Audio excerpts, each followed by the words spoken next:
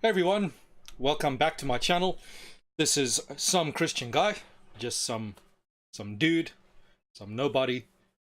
My thoughts today. Before we begin, you can find me on Facebook under the same name, some Christian guy. You can find me on YouTube, and you can find me on oneway.com/media. For those of you who are a little bit more conspiratorial and don't like the Facebook and all that kind of stuff, people following you around, One Way is pretty good. They don't collect your data, etc., etc. And yeah. So today's topic is sex for a hamburger. How feminism hates absolutely everything. So so what the heck am I going to talk about? Sex for a hamburger.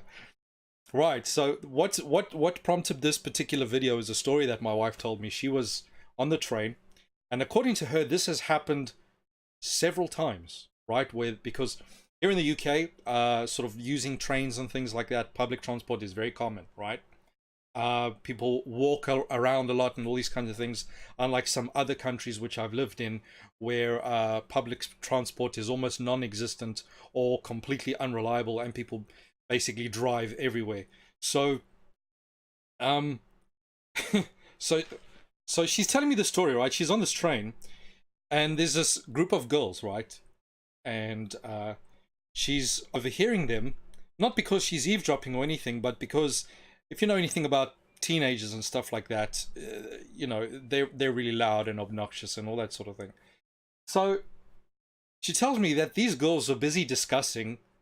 They were on their way into town, right? So in the UK, town centre is where it's all at, right? The UK is very much about, there's little towns all over the place. And unless you're talking about major cities, Manchester, London and stuff like that. But outside that, everything's about the town centre. You go into the town centre, that's where the cinema is, that's where all the bits and pieces are, that's where everyone goes to hang out, okay? So these girls are discussing, you know, they're on their way to town centre, where they're going to meet up with some guys or whatever the case might be. And so they decide, you know, that they're a little bit hungry. They're a bit hungry. So you know, but they don't feel like paying for food or anything like that, and or they didn't have. The story varies depending on because, like I said, this happened more than once. The story varies. They either don't have money, they don't feel like paying, whatever the case might be. So what is the solution? The solution is that, you know, they know, well, these girls have come to understand full well that one of the guys that they're going to be meeting up with, they're like, yeah, so-and-so is going to be in town, and I'll just have sex with him, and he'll go and buy us a hamburger he'll buy us a hamburger at McDonald's. So they're like, yeah, all right, you know, fine plan. like this is totally normal. Yeah, fine plan. Yeah, okay, all right. And then the other girl chimes in. She's like, you know what?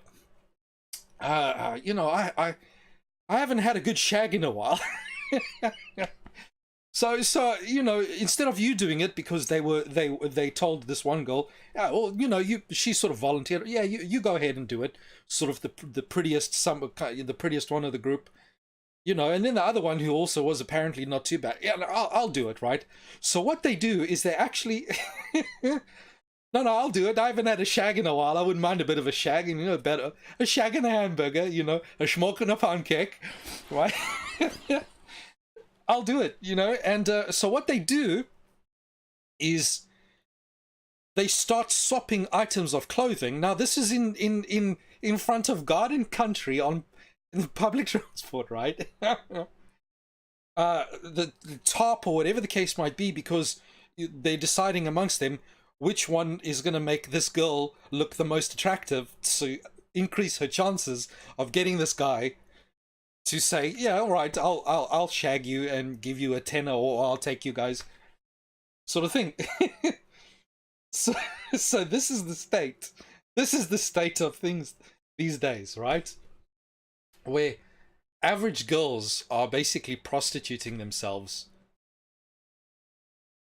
just to get what they want, right? Well, it's no mystery, okay? Women have been doing it for centuries. But now, all right, these girls are basically a bunch of sluts. Let's put it, end of story, right? But you're not allowed to slut shame. right? Not allowed to slut shame. So the question is, how the hell, how the hell have we got to this point? Because where women have absolutely no value, put no stock, not only in the act of sex, but in their bodies. The body is just a piece of architectural tool. It's just a tool through which I can get what I want. Okay? That's all it is. It's almost a form of like psychosis. You know, like when people have a psychological disorder and they detach from their bodies, so that the body is just this thing, right? It's almost kind of like what it seems like, right? And so all of these people who basically have decided that feminism is essentially a psychological disorder, I'm inclined to agree. So we've got to this point now. So what's underlying all of this, right? Because if a lot of people are looking at the fact that the whole feminism thing has just got completely out of hand. That and even though you're not allowed to say it, a lot of people are now at the point where if it was ever in doubt, because once upon a time the average chauvinist male sort of sexist guy would be like, women are irresponsible. That was their point. But nowadays it's becoming increasingly popular for people to look at women as if they're nothing but just irresponsible, overgrown children, right? They're basically the infantilization of the female. So how do we get to this point? Well, under every ism, there's obviously these there's underlying philosophies, right? So the world today, whether we like it or not, is completely suffused in the philosophical mind of the world. Doesn't matter where you go in the world, is completely and utterly suffused with the mindset of the Enlightenment. The Enlightenment is basically, you sort of had two branches, but the Enlightenment is basically an atheistic thing. Man is at the center of it. What I want, and then you get individualism and all this kind of retarded nonsense out there. So the reigning ethic in the West is this rampant individualism, right? This human rights where I am entitled to do whatever the hell I want because I have some inalienable whatever, that comes from who the hell knows, because there's no God in this, right? There's no God. It's totally naturalistic, whatever, right? So it's completely retarded. I have the right. Well, where the hell do you get the right from? Nature doesn't care. So, and this is where individuals, like, for example, there's a guy called Jordan Peterson who really goes on about the individual, man. Bucko, be an individual. But it's like, if the penultimate ethic or whatever, the God is the individual, is the ultimate thing, and what they want is what reigns supreme, then you have no reason to then deny a person who decides that he's a goat. Because, well, if the individual is the ultimate thing and that's his right, then he can be a goat. Who cares? He's right, okay? So that's why this rampant individual stupidity doesn't work. Right? But this individualism is a narcissistic selfishness. It comes out. So in the West today, you have quite a big battle between sort of your right and your left. So the right is basically this rampant individualism, and the left is this rampant collectivism. They're both wrong because they're both anchored in Enlightenment philosophies. They're basically both two sides of the same coin, because they're both in the Enlightenment, both of them atheistic and all that sort of nonsense, right? So they're both completely retarded. It's this dialectic, which is why they always fight, okay? But specifically speaking about this individualistic, this me narcissism, it's all about what I want, what I think, what I feel. Actually, most of the time they're not thinking. It's about what I think, what I feel, what I want. I, me, and then if the individual is the penultimate thing, the desire of the individual, the whatever the case might be, all hail the individual, basically. Then the individual can do what they want, whatever the hell they want, right? And as such, whatever then belongs to the individual, they can do whatever they want with what belongs to them, right? And so that's where all of these things like feminism and all that kind of stuff, because what's one of the chants of feminism? My body, my right. My whatever this, so homosexual. Oh, well, as long as I love, as long as I this and that and that, and the whoever the hell it is, because of me. It's this absolute rampant narcissism, right? It's just what I want, and as long as I'm not hurting anyone else, which you couldn't possibly know at the end of the day, because you're not even allowed to investigate whether it harms other people or not, sort of thing. But it's me. It's what I want. That's it. Okay. So that is why. So you've got feminism, that it's like the woman has same right, everything like that. And she's just, and the woman is, if we're all just animals, we're all just whatever it is, and you just have these rights, just have these whatevers, then you can do whatever you want, and no one else has a right to say anything about it, because it's just what you want. And I'm going to contrast this with why the Christian ethic is better, right? I can do whatever I want. And this is why, because a lot of people don't understand why feminism is, when it comes to the whole abortion issue, they're saying, oh, they say it's my body.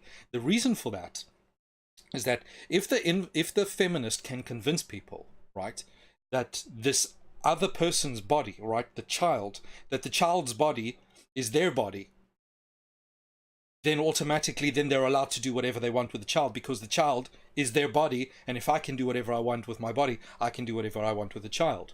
It's this retarded, narcissistic, this evil, me-centered, individualistic, this me-centered, evil, satanic philosophy that's, it's mine, I can do what I want with it. And you get the same thing. So let's say, for example, you come across parents who are clearly irresponsible parents, utterly irresponsible, idiotic parents. What do they immediately, if you say anything, well, you know, what do they immediately do? Oh, you're telling me what to do with my children, right? It's this possession. It's this narcissistic, if it's mine, I can do whatever I want with it. To hell with everyone else. To hell with everything else. All right? That's where this comes from. It's the self-centered thing. It's Luciferian, right? Do whatever you want. Okay? Do what thou wilt. Do whatever you want. And, oh, it's long as it's not hurting everyone else. Sort of thing. Well, and then you can argue, well, you know, X, Y, and Z does hurt other people. Well, but it's mine. I can do what I want with it. You have a similar, interestingly enough, you have a similar thing happening in South Africa, as South Africa has been taken over by this communist ideology with the ANC and all that kind of stuff.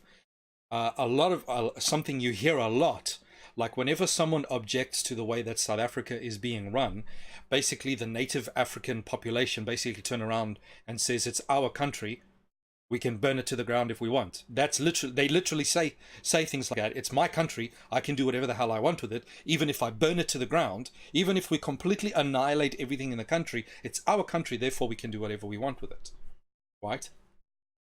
You literally, and this is everywhere. This is absolutely everywhere, because it's mine, because it's my right, that everything revolves around the individual. And all philosophies revolve around raising the removal of God from the primacy and uplifting the human. It's humanism, right? The human is right at the top. The human individual is right at the top. That is the new God. All hail the human being. Right? So, how does this contrast with the Christian worldview? The Christian worldview has got a principle that is known as stewardship. Known as stewardship. Well, what does this mean? you are a steward of something. It means you are in a position where you're looking after and maintaining something that belongs to someone else, right? So for Christians, we believe God created heaven and earth. He created human beings. God owns absolutely everything. And everything we have, whether it is our bodies, whether it is our finances, whether it is our natural resources, no matter what it is, absolutely everything in existence belongs to God. And therefore, everything that you are in possession of, even your own body, even your own mind, belongs to God. And it is given to you as a blessing, right? It is a blessing, and it is given to you.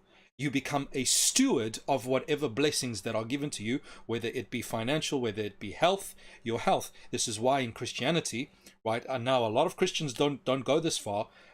My denomination is one of the only ones. The Seventh-day Adventists have this ethic: your health as well, your body, it's not yours, it belongs to God. Therefore, you are obliged to look after it. You need to exercise. You need to eat the best quality foods, as we encourage to try and go the vegan route and all that kind of stuff. Long before this whole veganism, environmentalism, retardation became a thing, right? The current tree huggers and all that nonsense. I mean, we've been preaching a vegetarian vegan diet for almost 200 years now, okay? 150 years now, okay? So for a Christian, when you have a child, the child is under your stewardship. It's not yours. The child belongs to God, and therefore you have a responsibility to raise the child in a certain way, to look after the child, to not abuse the child, to not whatever. It does not belong to you, and you do not have the right to do whatever the hell you want with the child. It's the same thing with your body. You do not have the right to do whatever you want with your body. You do not have the right to use your money in just whatever way. You have a responsibility to use your money wisely, not only for the benefit of yourself and your family, but for the benefit of others. Because even other people, they belong to God. If you see someone who's suffering, this is a child of God, you need to help them out, right? This is not this collectivist idiocy, right? This social justice stupidity, right?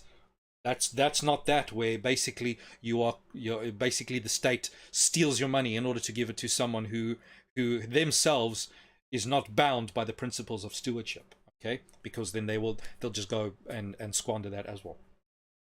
You have no rights. You have responsibilities. As far as the Christian ethic is concerned, right? When God is setting up the nation under Moses, he doesn't go and give them a Bill of Rights, okay? He does not give them a Bill of Rights. This whole rights stupidity goes back to the Enlightenment, right? And there, some people can argue it goes as far back as what was his name? Xerxes of the Persian Empire. Was it Xerxes, or was it? I forget the name now. It'll come to me just now. Some people say it goes as far back as that, but it's all, none of it is, or even if so, it doesn't go. It's not Christian based. It's based on the uplifting of the human being. The human being is the divine principle to which all things need to be referred to. The human is the central locus of all reference points, right? Which is why people become narcissistic and selfish in this naturalistic atheistic worldview, because the individual, right, everything is about self-reference. It's about me. I refer to myself, the way I think, the way I feel, and all that sort of thing. And whatever I do, I have this right. Forget about responsibilities or that I have a responsibility for anything. It's just my right, and so I do it because I want to, right? There's nothing sacred, right? The only thing that is sacred is whatever in this philosophy, the only thing that is sacred is whatever the individual believes is sacred. So if I believe that eating cake is sacred, well, then it's sacred, and then you have this proliferation of sacred garbage all over the place, which then so people become, so for example, if you think about capitalism is a sacred cow sort of thing, and it becomes a sacred attainment of material wealth, right?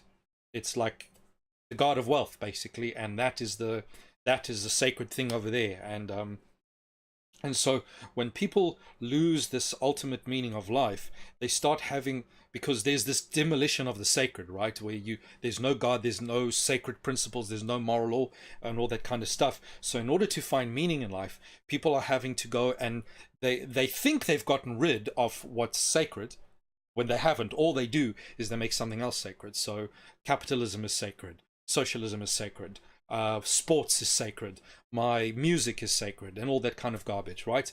And from none of nature is sacred, science is sacred, and they immediately. I mean, a lot of these people think that they're better than the pagans, but all they do is they make gods out of these other things, right? These other things become a kind of religion, right? Scientism and all these sorts of things. When you see politics, people beating each other up in the streets because their politician disagrees with the other one's politician, and so they go and beat the hell out of each other in the streets. Completely, it's retarded, totally stupid, right?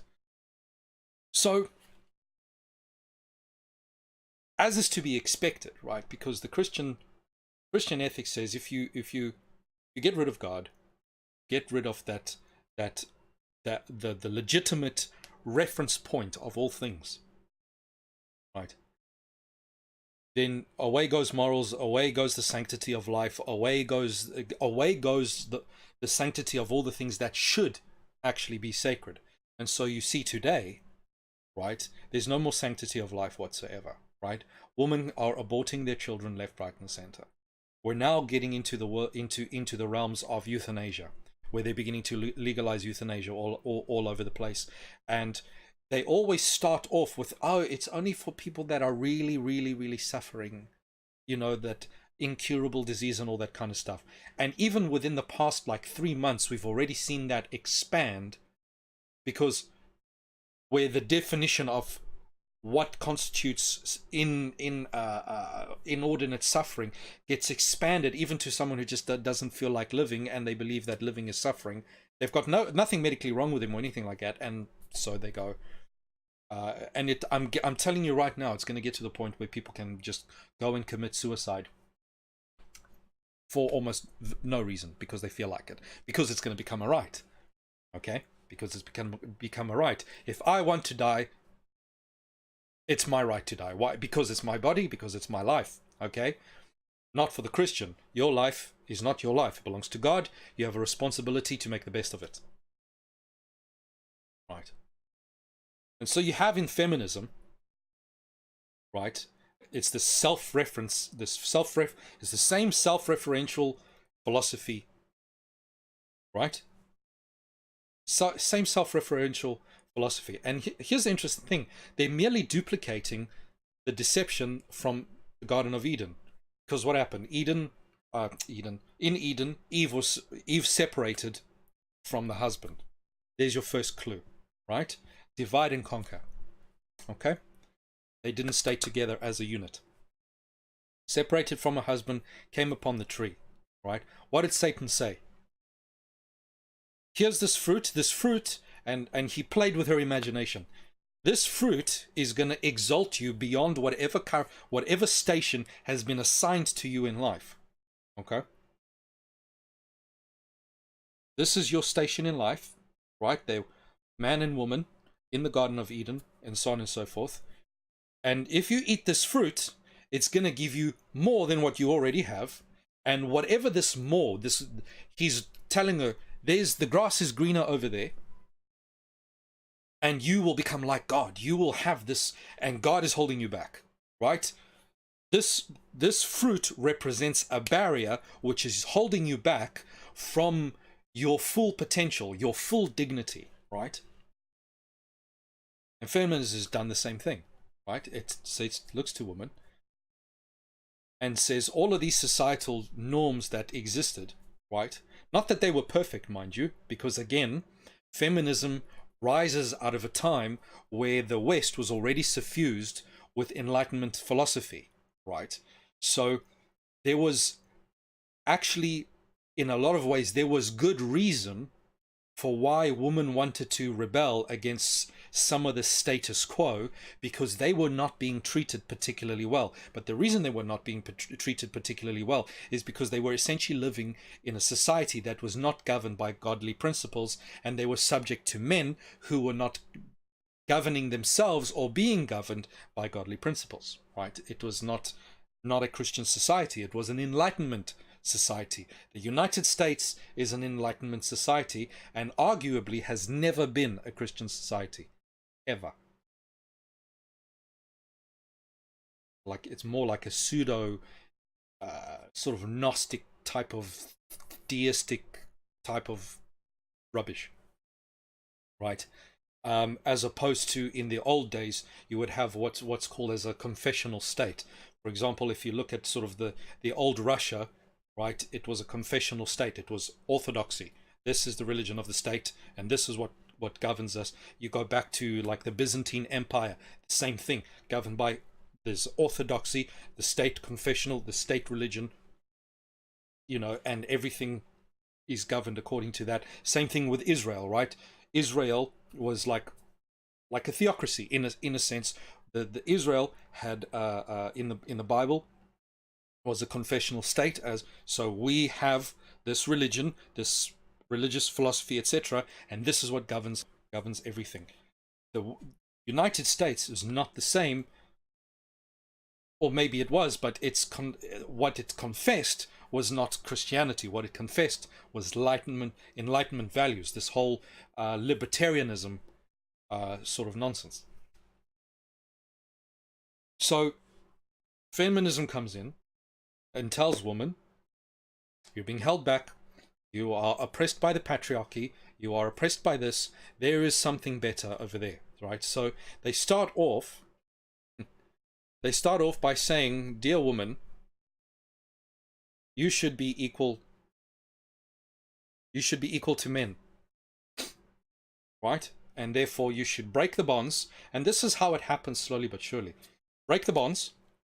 Now this is atheistic, naturalistic philosophy. Feminism, the original feminists, they completely and utterly reject utterly religion, right? Even though most of the original feminists were actually occultists. They were all the vast majority of them were occultists, and Quakers and things of that sort. Very, very strange things going on there. But conventional religion, specifically Christianity, they despised. They absolutely, utterly despised, right? And so they were occultists, they were Luciferians, because the Blavatsky, and not Blavatsky, there's a Bailey, if I'm not mistaken, the Theosophists, and those women were involved right at the beginning there, as well as the Quakers and stuff, and they've got some funny, strange occult things going on there, right? So women think that they're throwing off the shackles of religion. Meanwhile, all they're doing is trading one religion for another. But they say, now women need to be equal to men. What was the same thing? Satan is saying, woman, if you do this, you will be like God. You will be equal to God, right? Because you're being held back. And it's the same thing that caused Satan to sin. Satan wanted to be equal to God, right? He was not satisfied with his position, wanted to be equal to God. And so he told Eve, same thing, right? Be dissatisfied with your station and have another station that was not given to you because you're being oppressed and all that kind of stuff. So women, you need to be equal to men. Never mind that in Christian thinking, men and women are already equal. Everyone is equal, all right? Because again, there's no in our faith we do not respect.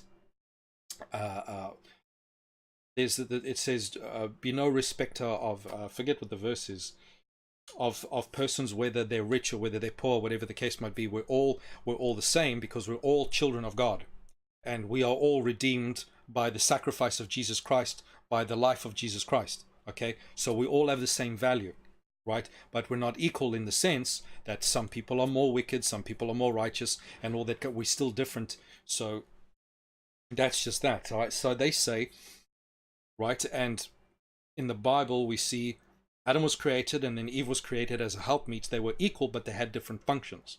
So the feminism comes in is like, here we go, right? They have to eliminate the distinctions, right? They hate the distinctions. So first they start, oh, women need to be equal to men. Give women whatever it meant to be equal to men, right? They were already equal, by the way. Whatever it meant to be equal to men. Second wave feminism. No. Women are not now satisfied with just being equal to men. They have to break down the barriers even further and say women must behave like men. Must behave like men, right? That is to say, they must go out and toil the way men do, get involved in war the way men do, be as promiscuous as men are. There's this idiotic idea that if a man sleeps with lots of girls, then people laud him and all that kind of stuff. It is true in certain respects, but it's not universally true, right? I never, myself personally, even when I was an atheist, I never applauded someone a guy who slept around, right? I used to be called a player hater, right?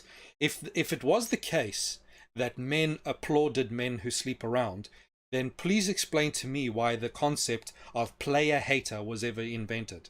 If all men universally applauded men who slept around and kept cheating on their women and stuff like that, right? Where does the idea of player hater come from then? Okay?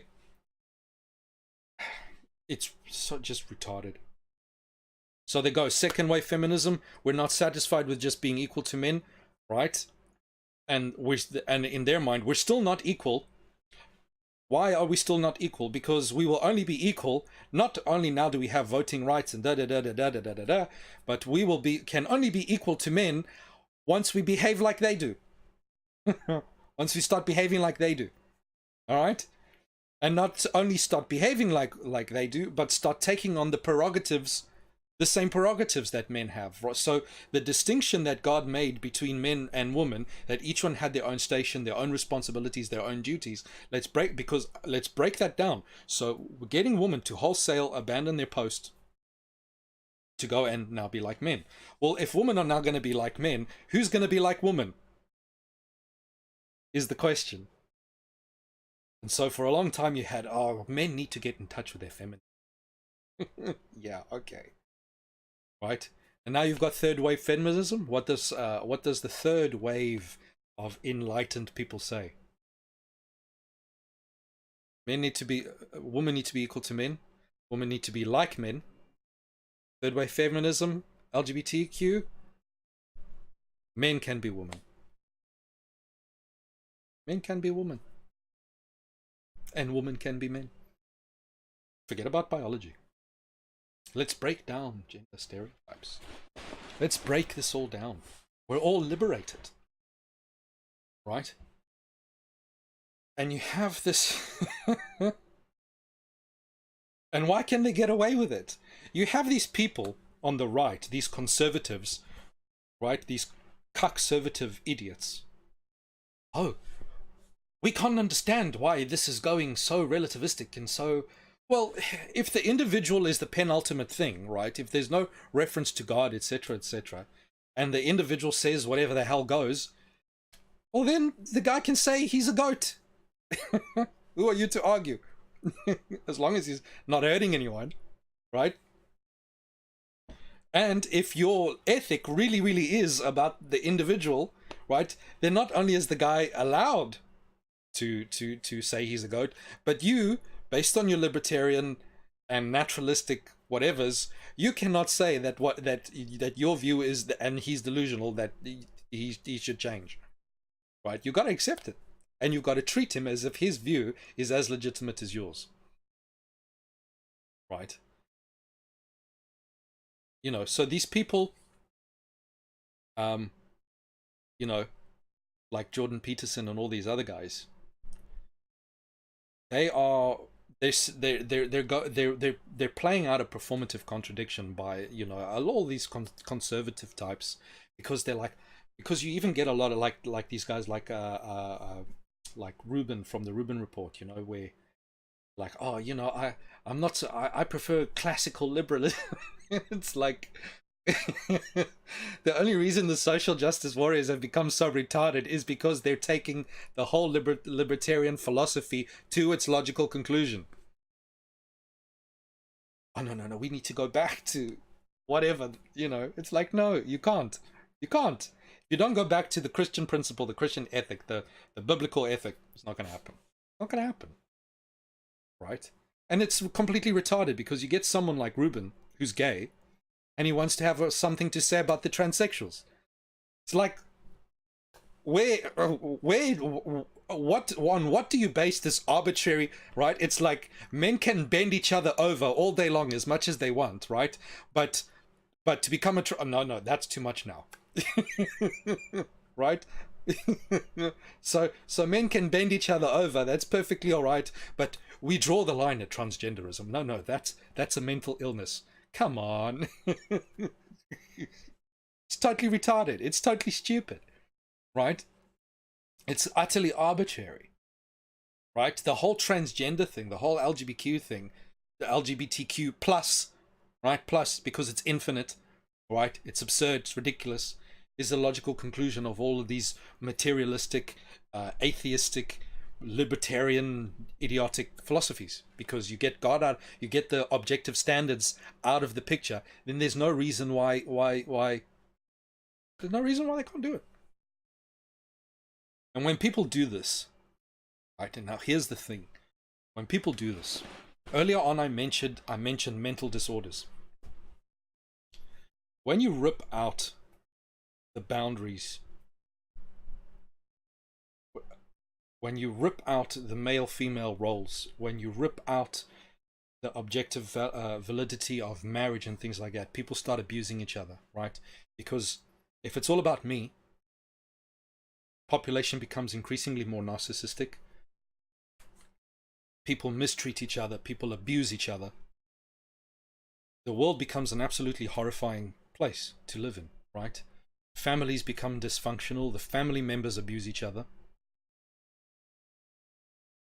And what happens to people who are abused? They disassociate. Okay? That's what happens. They disassociate. Right? You can talk to you go out there. I've dealt with enough people who have been abused in my life to know that this is an absolute fact about people who are abused. Right? It doesn't necessarily have to be sexual, physical abuse, whatever it is, right? Whether it's violence, whether it is sexual, whether it's verbal, whatever the case might be, is abused people dissociate from their emotions and from their bodies. They dissociate, right? And the body just becomes this object, right? That's what you're seeing with feminism. That's what you're seeing with women. Right? Once upon a time, women inhabited their bodies, right? Had a kind of a pride about it, right? I'm going to look after it, right? So feminism rebels against all of this. Bleed freely, right? When you're on your period, just bleed all over the place. To hell with hygiene, okay? I can color my hair in, forget about the natural beauty. No, it's not about natural beauty. It's about destroying the ideal, right? It's about destroying femininity, right?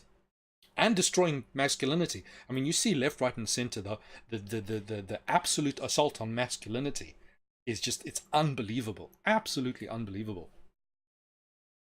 We no longer have to shave our legs. We no longer have to shave our underarms. We no longer have to be clean and decent. We no longer have to keep in shape and treat our bodies with respect, right? Because there's this retarded, I'm healthy at any size. You can be a 500 kilogram heifer, and I still am obliged to treat that as if it is as sexy as a woman who actually eats properly and goes to the gym, etc. I'm obliged, otherwise I'm a bigot. Right? Utterly just wanting to destroy, just wanting to absolutely demolish this. Absolutely.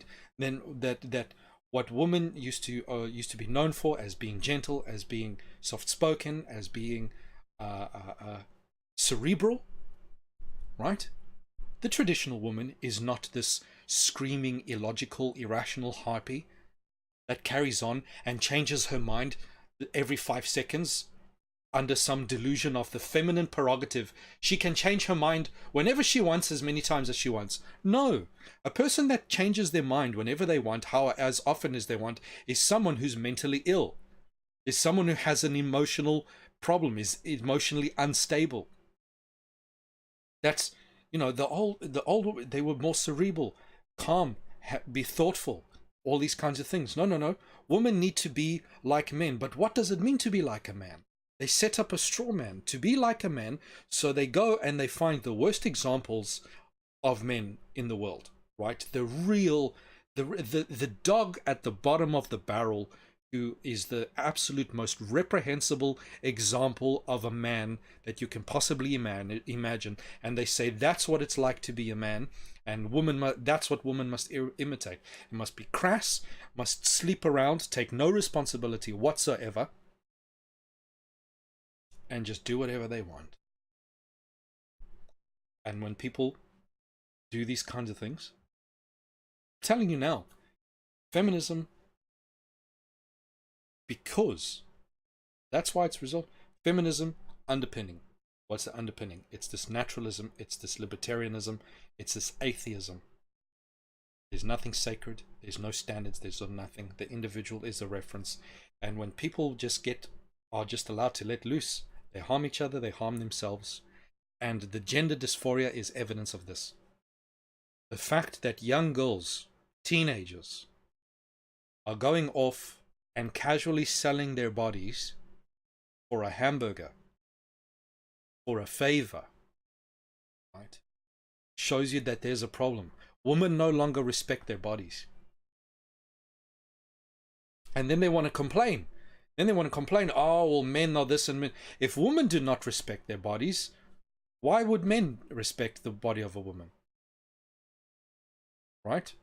Because the thing is, men have been castigated for treating a woman like a woman, by treating a woman like she is the other.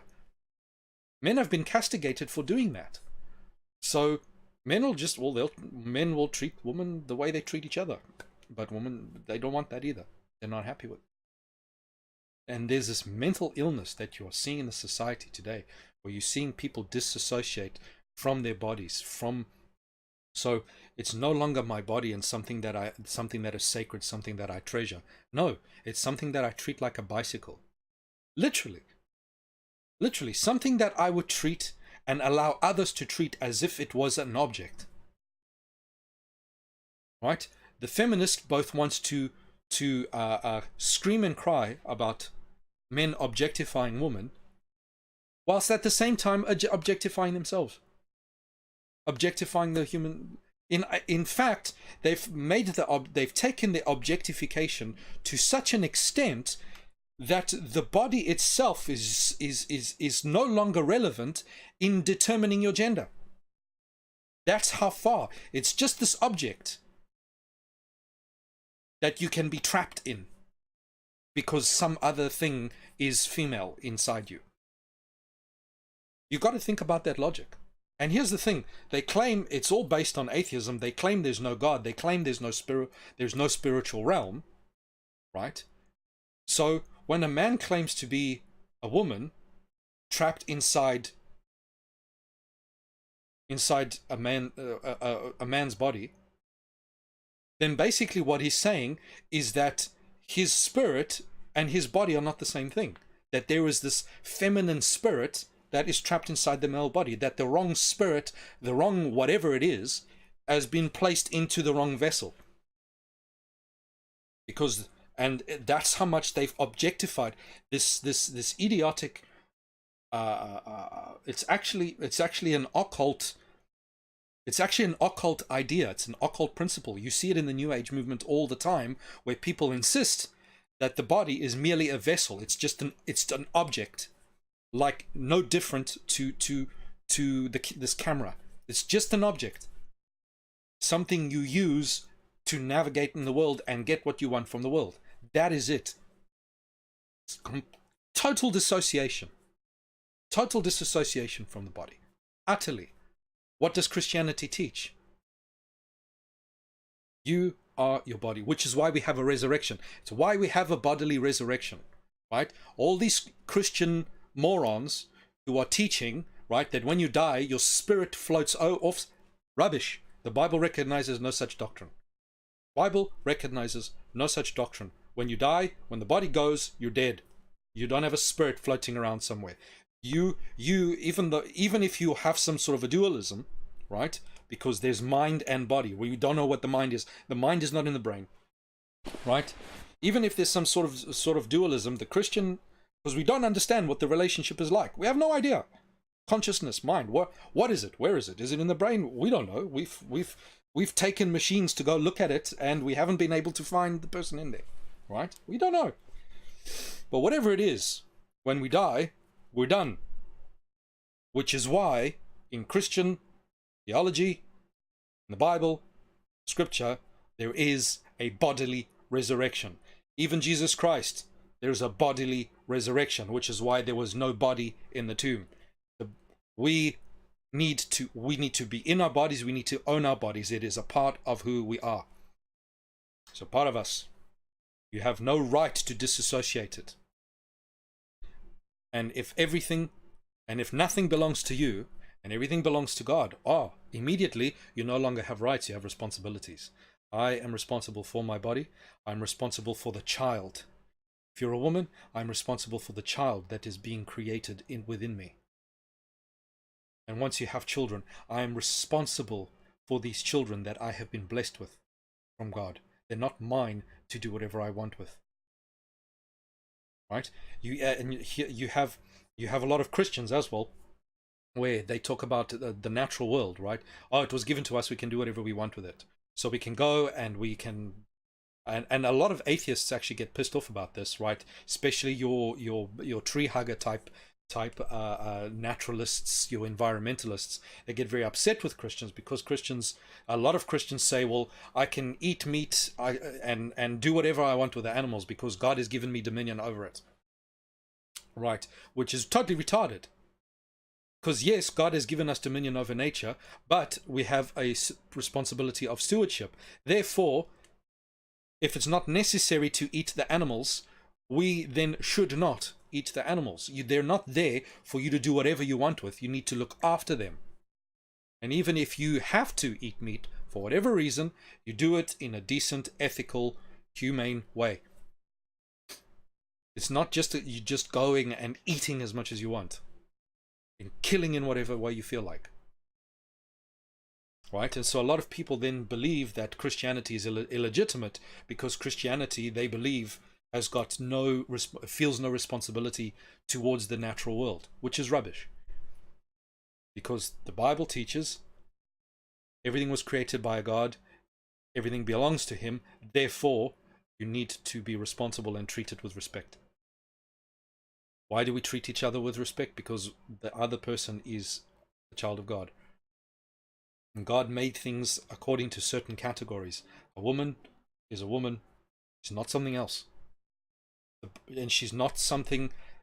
A woman is not some spirit placed in a woman's body. The body and the person are the same thing. If there is a problem, if there's a psychological problem, if there's an abuse, if there's some sort of an injury, you will find that people disassociate themselves. And it's the same thing with men, right? Men are no different, right? If a man has been dissociated, he will also treat his body like it's some sort of vehicle to just go and propagate. Simple as that. And he will treat other things in the same way, right? When a man is going around sleeping with every woman under the sun, you know that man's got a problem. I'm telling you right now, the man has got a psychological problem. It's that simple. Right? There's a devaluing of the human body going on there. Right? And this all comes out, all of these isms.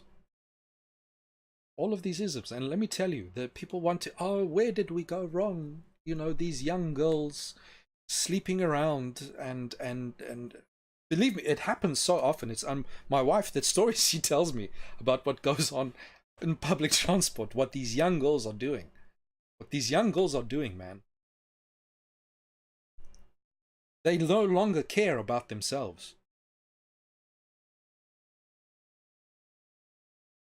And their friends no longer care about each other because they're like, yeah, go ahead, prostitute yourself so I can have a hamburger, so I can have a McDonald's. Go ahead. Treat yourself like a piece of trash. Unbelievable. Unbelievable. Right? Where's this utopia that atheism promised, that libertarianism promised? Right? Let's get rid of God and everything will be better. People are lamenting, oh, the world the way it is, it's so relativistic, and, you know, where's the utopia? There's no utopia. There's no utopia. Every single thing that is wrong with the world today is the logical conclusion, or actually not the conclusion, because we're not done yet. This is going to get worse. This is going to get so much worse, right? This is going to get so much worse. But this is the logical path, that if you remove Christianity, if you remove all and everything that has to do with it, and you start developing these isms, right? This is what you get. This is what you get. Absolutely. So this nonsense where you see in politics, right? Trump versus Hillary, the conservative versus the libertarian, or whatever the case might be. It's two sides of the same coin. It's idiot A fighting against moron B. Both of them with the same philosophical underpinnings. Which is why which is why you actually find elements of both in both, right? Because even the leftists, right? The leftists are all about, oh, collectivism, right? But at the same time, they believe what the conservative believes, where they have this individualism, right? Because even though they believe in the this collectivism, right?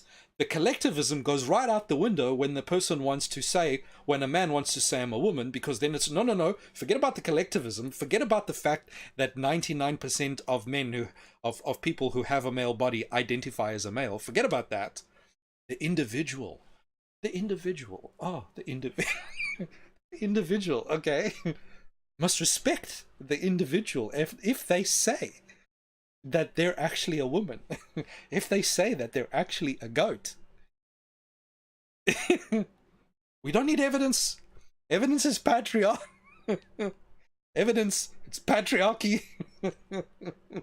Suddenly the collectivism goes right out the window, and the individual must be wonderful. And on the other side, on the conservatives, right, they believe in this individualism, right? What, me.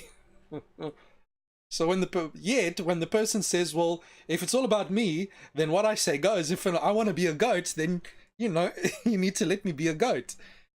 And then immediately they want to become very collectivist and very but science science says that you can't do that, because the body, XY chromosomes and all these kinds of things. And then they refer to this body, this hierarchy, this structure, this institution that collectivizes and collates everything, and everyone must behave according to their very logical way of thinking, because and these leftists are a little bit too loopy. They're breaking all the boundaries, right? Because the conservatives they're about the boundaries, and the leftists are about blowing up all the boundaries. But both sides want to blow up the boundaries whenever they feel like it, right? And want to maintain the boundaries whenever they feel like it. Both are completely stupid and retarded and idiotic and make no sense.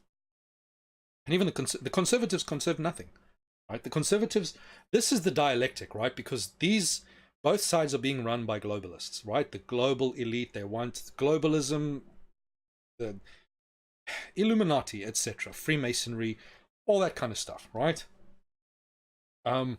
Read Huxley, Brave New World, read all of that stuff, right? Which is why you have the EU and the UN and all that sort of thing. eliminate borders, one world government, etc. Right? That's what they want. That's what they want.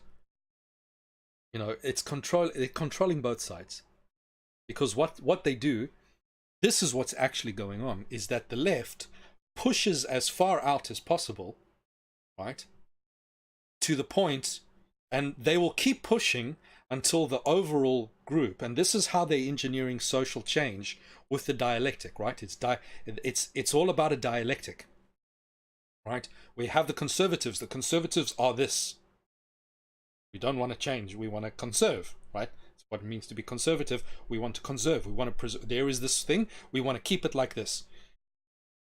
The leftists will push and push and push and push, and they will keep pushing until enough people feel very, very, very uncomfortable, because they're like, oh, no, no, no, we've gone too far. To the point where even the people on the left start coming back towards the center, or even the right, because they're like, oh, they've gone too far. They've gone too far now, right? Way too far, right? I'm going to be a conservative now. But here's the thing. What they're conserving, because they've been gradually pushed over, what they're conserving is not what was over there originally. What they're conserving is now the new thing, right? That's all they're doing, because now conservatives will uphold gay marriage, for example, right? They've drawn the line at transgenderism, right? But if the current Republican, conservative, whatever, now becomes the dominant force in the United States for the next few years, which looks like that's going to be the case, right? If they become the dominant force, they're not going to revert back to the way it was before. No, they merely have gone to the point where everyone now agrees the society, again, completely there's nothing objective here. They merely will then conserve the new parameters. So they're not actually conserving anything. They're merely ensuring that whatever changes have taken place stay in effect. And so all the globalists need to do is make sure that the conservatives preserve the new thing for long enough until people get bored of it. Then all they need to do is rile up the people on the left to push the envelope and keep pushing the envelope to the point of absurdity, so that what is then normal at that point, not now, at that point, whatever absurdity then seems normal in comparison to that complete absurdity, then becomes the new conservative. And that's what they preserve. And this is how they inch the world closer and closer to globalism. Because here's the thing, right? A lot of people, they're very concerned about, like all socialism and all, you know, the leftists, socialism, communism, you know, these evil, terrible, right? The fact of the matter is, and a lot of people don't realize it, is even Marx knew that the only way you are gonna further the globalist agenda is with capitalism. That's it. So never fear, right? Socialism, and you know, you will get certain socialist type things going on, right? You will notice that in these Western sort of countries, I've completely digressed here, but so what? We're talking, right? And I could be wrong. So, you know, go and do your own damn research. You will notice that the only socialist type things that Western countries implement are things like welfare and hospital, you know, healthcare and all these kinds of things. Why? Why do they do that? Why does the financial side of things remain very capitalistic, but then the resources like welfare and healthcare and all these kinds of things, they're socialized? Why is that? Why think? Well, because capitalism allows, and again, this is where you have this very strange, you know, like if you think in occultism and paganism and stuff, like you have the yin yang, right? So you have the yin yang, the light and the dark. It's this dialectic between the two, but within each one you have a piece of the other, right? So in the white side you have a piece of black, and in the black side you have a piece of white. right? That's a dialectic. So capitalism, as the global monetary sort of ethic, right, is the only means by which globalism can actually be truly attained. But then the socialistic aspects of healthcare and all that kind of stuff will ensure, right? So, and here's the thing, right? The socialistic mindset where you have basically the state basically taking the money from everyone and utilizing it in the way the state thinks the money should be utilized, rather than allowing the individual retain the fruits of his labor and use it in whatever way he sees fit, right? That would be true freedom. But with the state doing that, right? So you've got the capitalists basically raping the world, left, right, and center. It's all materialistic, it's narcissistic, just chase material things and off they go, right? And they build monopolies and they build corporations. They pay off politicians and all that kind of stuff. I mean, for heaven's sake, right? We have in the United States, you basically have an oligarch for president, okay, right? And if you read the history about the fall of the Byzantine Empire, you will see very clear why that was a problem, why that's a problem, right? You have a businessman, come on, as a president, come on. People think that they've escaped the globalist agenda. They haven't. We're just going through a new phase. So the capitalism on the one side, but then as far as social things are concerned, rather than support the family and individual responsibility, no. Welfare and healthcare and all that kind of stuff. Well, the reason for that being is that they want the population to degenerate as much as possible, right? Suffering the consequence of your actions is the only deterrent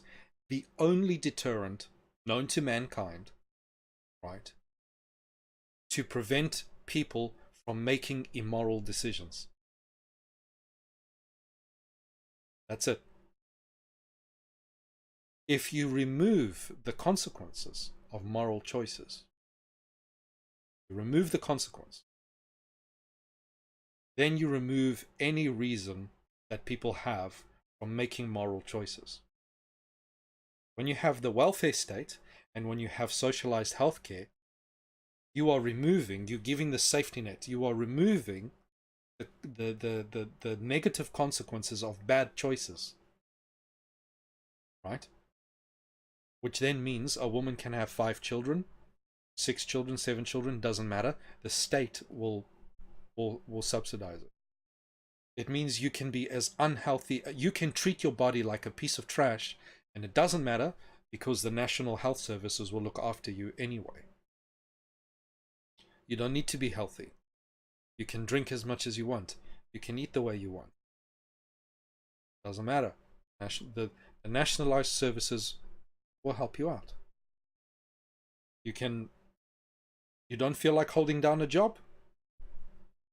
You don't feel like showing up on time for work? You're irresponsible? That's fine.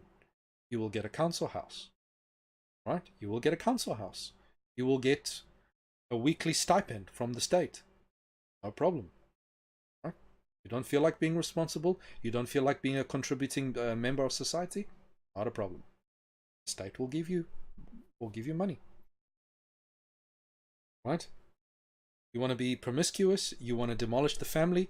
There are girls out there who are getting pregnant for no other reason than the fact that they know that they will receive things from the government, and it means that if they can rely on the government, they don't have to rely on the families, because we're so self-centered and narcissistic. Remember that what I said earlier on about parents are like, it's my children, how dare you tell me how to raise my children? So many people are languishing under the tyrannical rule of stupid, ignorant, crappy parents, and will do literally anything to get out of the house.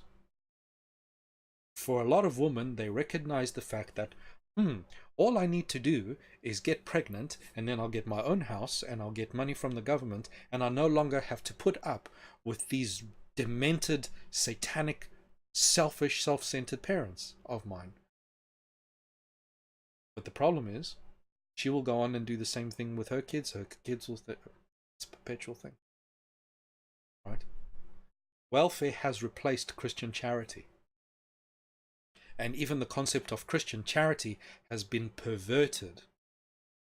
Right? The concept of Christian charity and Christian concern for the community, the Christian social ethic, has been perverted to this leftist social justice warrior stuff. Right? Because Christianity does have a social ethic, right? It has its own version of social justice, right? It's got its own version, which is about charity and mercy and all these kinds of things, and responsibility to look after what belongs to God. Even the orphan is a child of God, etc., etc., etc. But it's done out of love. It's done out of charity. There's a religious thing about it, but there's also responsibility, and all that's gone. All that's gone. Been completely perverted and subsumed under the modern idea, the modern political idea of social justice warrior, and just everyone can do whatever they want, and we must tax people in order to prevent people from suffering the negative consequences of their act. That's it. So yeah, we wonder why STDs spread around, because these girls that are going, oh, I'm going to meet up with matey in town in order to, and we're talking about 13, 14-year-olds here, okay? We're not talking necessarily about 18-year-olds. We're talking about 13, 14, 15, even as young as 12, right? I'm going to go have a shag with so-and-so behind the shopping center there, and he'll give me a few bob so I can take my girlfriends for a hamburger. And they're not using condoms. They're not using protection. They're not on the pill. Half of them are probably too stupid to even know what to do with those things. Where are the parents? Right? Try go telling those parents how to raise those children and see what happens. How dare you tell me? They're my children. Right? And that's the ethic. That's the narcissism, right? If I can take anything and say that is mine, it's mine. Well, then, boom, you can do whatever you want with it. Responsibility is gone. Responsibility is absolutely gone. No one's responsible anymore. So yeah. Anyway, ladies and gentlemen, that's my 2 cents. Man, this is crazy stuff. This is absolutely crazy stuff. So there you have it, right? You know, I hope this helps you out. I hope you found it interesting. You know, that is it from me, guys. Ciao. Some Christian guy, just some dude who thinks the world's gone crazy. Signing out, and I'll catch you guys around next time. And yeah, I hope you found this helpful. Cheerio. Bye.